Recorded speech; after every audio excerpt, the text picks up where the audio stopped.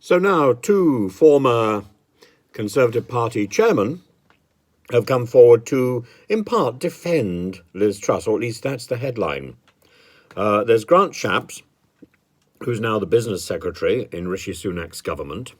Grant Shapps, who says, well, Grant Shapps, very interesting man, really. Well, you know, we try.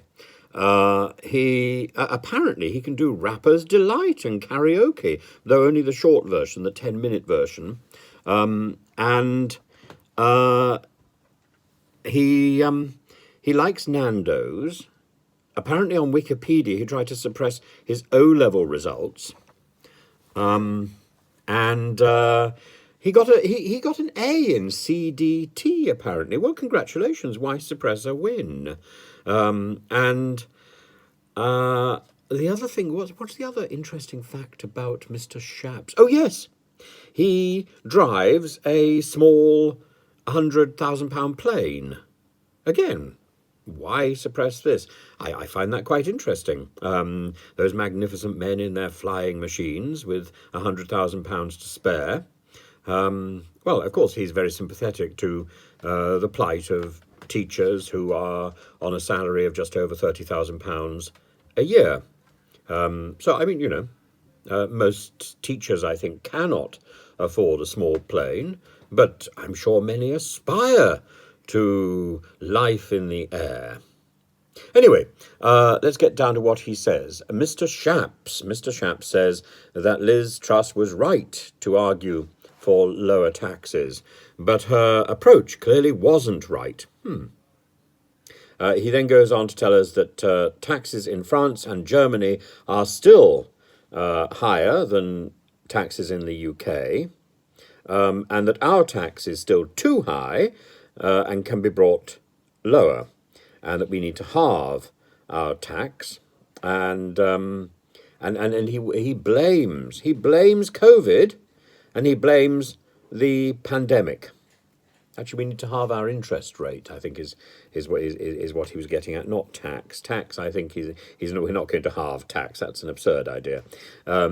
Anyway, he blames COVID and the pandemic, while Liz Truss, if you read her article, very, very daring, she also blames Brexit. So from that point of view, I think Liz Truss gets it right. Jake Berry is another former Conservative Party chairman, who also says that she was right to prioritise bringing down taxes, but it was not delivered in the right way. So it was her presentation rather than her goal, in the case of both Grant Shapps and Jake Berry, that was wrong. Well, I think you don't give somebody a second chance to get the top job wrong. And I think you don't give somebody who gets it so badly wrong and brings our country to its knees, who crashes the economy, you don't really give her the time of day after she's done so much damage. She's lucky that in this country we don't put people in prison for stupidity.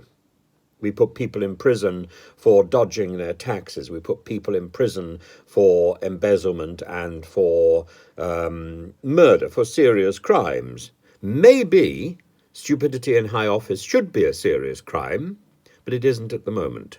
Liz Truss and Kwasi Kwarteng should be extremely relieved that they are not being punished further, but they certainly shouldn't aim to get back into the market for a top job around the cabinet table in 10 Downing Street.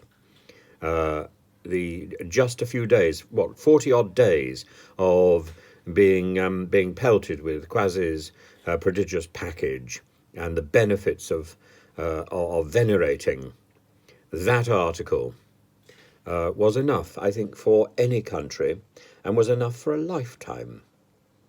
We need to put Kwasi Kwarteng's package, we need to put Liz Truss behind us. And ideally, Liz Truss and Kwasi Kwarteng would resign their seats in shame.